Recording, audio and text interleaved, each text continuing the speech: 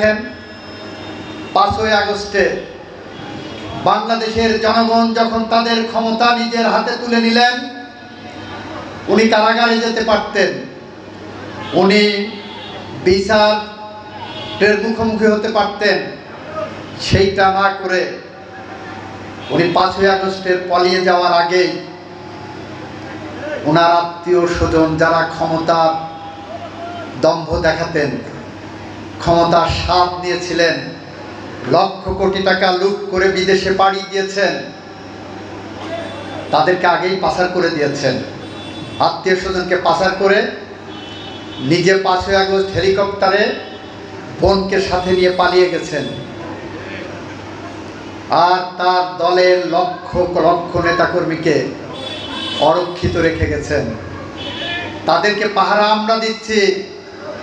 আমরা আমাদের প্রশাসনকে, নেতাকর্মীদেরকে বলেছি, রক্তের বদলা রক্ত নয়, হাতের বদলা হাত নয়, পায়ের বদলা পা নয়। আমরা বলেছি বাংলাদেশের মাটিতে সমস্ত নির্যাতনের বিচার হবে, আইনসঙ্গতভাবে হবে। আমরা সেই কারণে প্রতিশ্রুতিবদ্ধ, কাউকে আমরা আইন হাতে তুলে নিতে দেইনি। সুতরাং যে সমস্ত ভাইরা এখন মনে করছেন সামনে ষড়যন্ত্র করবেন, সামনে কুক্কুলি খেলবেন, সেই কুক্কুলি খেলার সময় আপনারা পাবেন না হয়তো। আপনারা যদি গত 1 বছরে বাংলাদেশের মানুষ আপনাদের যে ভালো হওয়ার সুযোগ দিয়েছে, এই সুযোগ যদি আপনারা কাজে না লাগান, তাহলে আগামী দিন অশান্ত হয়ে পড়বে। আমরা আইন তার নিজস্ব গতিতে নিয়ে যাওয়ার চেষ্টা করলেও জনতা যদি জেগে ওঠে, সমস্ত কিছু তছনছ হয়ে যায়।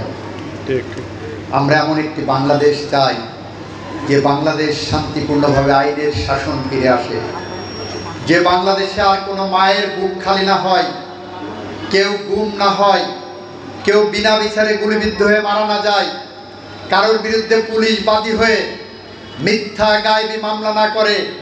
এমন একটি বাংলাদেশ চাই যে বাংলাদেশে কবর থেকে উঠে এসে কোনো মা, কোনো বাবা, কোনো ভাই, কোনো বোন কবর থেকে উঠে এসে রাতের বেলায় ভোট দিয়ে না যায়।